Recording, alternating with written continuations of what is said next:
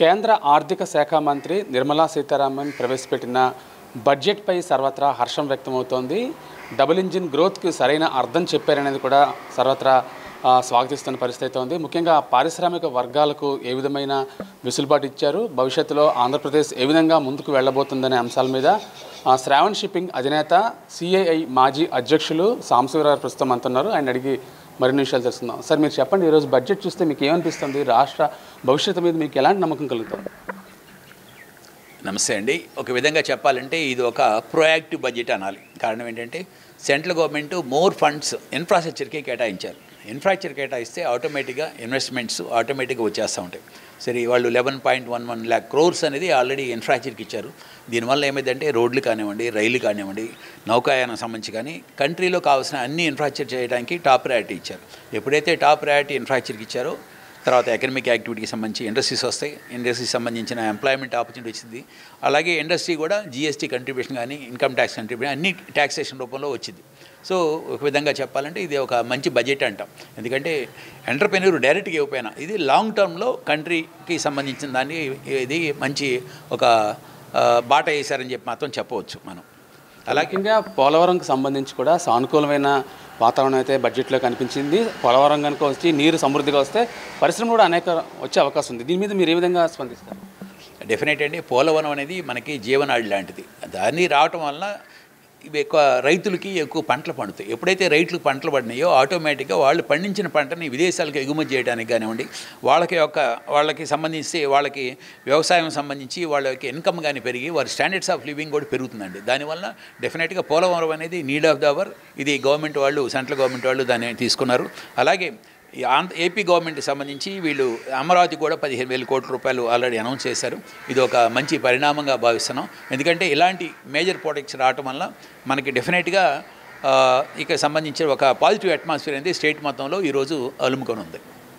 ఇంధన భద్రత కానీ అటు మౌలిక వసతుల కల్పన, అభివృద్ధి, పరిశోధనలకు సంబంధించి ఎలాంటి గ్రోత్ మీకు కనిపిస్తుంది? డెఫినెట్గా అండి. మనకేంటంటే సెంట్రల్ గవర్నమెంట్ వాళ్ళు ఆటోమేటిక్గా ఈ పీసీపీఆర్ అంటే విశాఖ చెన్నై ఇండస్ట్రియల్ కారిడార్ అనేది ఆల్రెడీ వాళ్ళు ఇచ్చారు. ఎప్పుడు విశాఖ చెన్నై ఇండస్ట్రియల్ కారిడార్ ఉండడం వల్ల అడ్వాంటేజ్ ఏంటంటే మనకి రేపొద్దున దీనికి సంబంధించి ఇక్కడ విశాఖపట్నం పోర్టు, గంగవరం పోర్టుకు సంబంధించి అనేక పెట్రోకెమికల్స్, పెట్రోలియం ప్రోడక్ట్స్ ఎక్స్పోర్ట్కి సంబంధించి, అలాగే కాకినాడ పోర్టుకు సంబంధించి అక్కడ ఆయిల్ ఎక్స్ప్లోరేషన్ సెక్టర్ సంబంధించి దానికి ఎలాంటి అవకాశాలు ఉన్నాయనేది దానికి సంబంధించి కూడా ఆ 5 పోర్టులు మనకి ఇది స్పాన్ ఆఫ్ 200 కిలోమీటర్లోనే ఇవన్నీ మనకి 150 కిలోమీటర్ లోపల ఇవన్నీ జరుగుతున్నాయి. కనుక డెఫినెట్గా ఈ 5 పోర్టులతో కాకుండా విశాఖ చెన్నై ఇండస్ట్రియల్ కారిడార్ అనేది 195% ఆంధ్రప్రదేశ్లోనే వెళ్తుంది. కనుక ఇవే కాకుండా అప్కమింగ్ మచిలీపట్నం పోర్టు కానివ్వండి, అటు రామాయంపట్నం కానీ, కృష్ణపట్నం పోర్టు కానీ ఇవన్నీ పోర్టులు అనుసంధానం చేసుకోవడం వల్ల డెఫినెట్గా మనకి బెటర్ ఎకనమిక్ యాక్టివిటీ వచ్చిందండి.